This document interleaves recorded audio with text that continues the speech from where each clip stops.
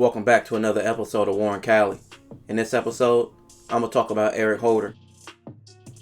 Now, we all know the events that happened with Nipsey Hussle around 3 years back. If you don't know, I'm going to give you a little recap. Nipsey Hussle was a rapper from South Central LA, coming out the Crenshaw district. He was a successful rapper and a businessman. On March 31st, 2019, Nipsey was sitting outside of one of his businesses, the Marathon Clothing, that sold his own brand of clothes, when unfortunately he was shot, taking his life and leaving another man from the area shot as well. The shooting left a lot of chaos because a lot of people were asked who would want to shoot Nipsey Hussle. Even dudes from the enemy hoods to the 60s didn't hate Nipsey, and he was a well-loved person in LA and especially in his own community. Shortly after, it would start being several reports that it was an individual from the Rolling 60 area that Nipsey knew. It would be multiple camera angles and videos popping up online showing who did the shooting and showing what transpired. In the videos, you see the shooter walk up on the crowd Nipsey was with and started firing. Nipsey and the other man who was shot drop to the floor, and the rest of the crowd runs.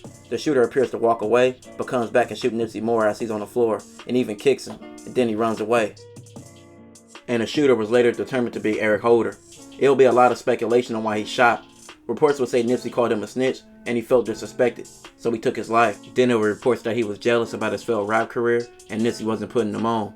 A lot of people would deny the claims that Nipsey called him a snitch as well. Cowboy, who was at the scene, said that never happened. And also rapper from Rolling 60, Brick Baby, would later say Eric was never a snitch, so that motive is unclear.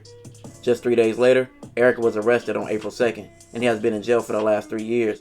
With Corona and typical trial pushbacks, this has been a long-awaited case, and also a high-profile case, so a lot of people have been tuned in. This case has been proceeding in the last few months, and Eric has been going to court, and with that happening, they have been calling witnesses. Cowboy, being at the scene, was said that had took the stand, in which many people started to call him a snitch. Fellow Rolling 60 and rapper Brick Baby will go on the IG rant like he usually does and call Cowboy out in his character as being a supposed OG in the 60s and say he shouldn't be involving himself in the police activity. At the moment, Brick Baby is even doing interviews about the situation and how he put in his own terms that Cowboy snitched and how he feels about the situation of him being an OG in the 60s and then going on the stand. Then Cowboy would respond by saying he didn't know Brick Baby and say Brick Baby called no shots in the 60s and that if he wanted to fade, they can do that. Cowboy is now doing his own series of interviews stating the situation, what transpired, and what is currently going on with the trial. But in the meantime, did y'all see Shitty Cuz eye? God damn, old Red from Friday looking ass boy. My grandmama gave me that chain. They must beat the brakes off dude.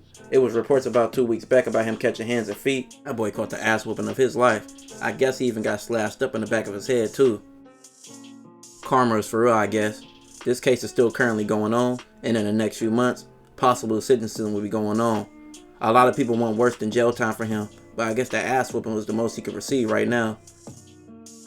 Nipsey was a loved dude, so killing him put the world against Eric, so the rest of his life for sure would be terrible. With that being said, RIP to Nipsey. This will conclude this episode.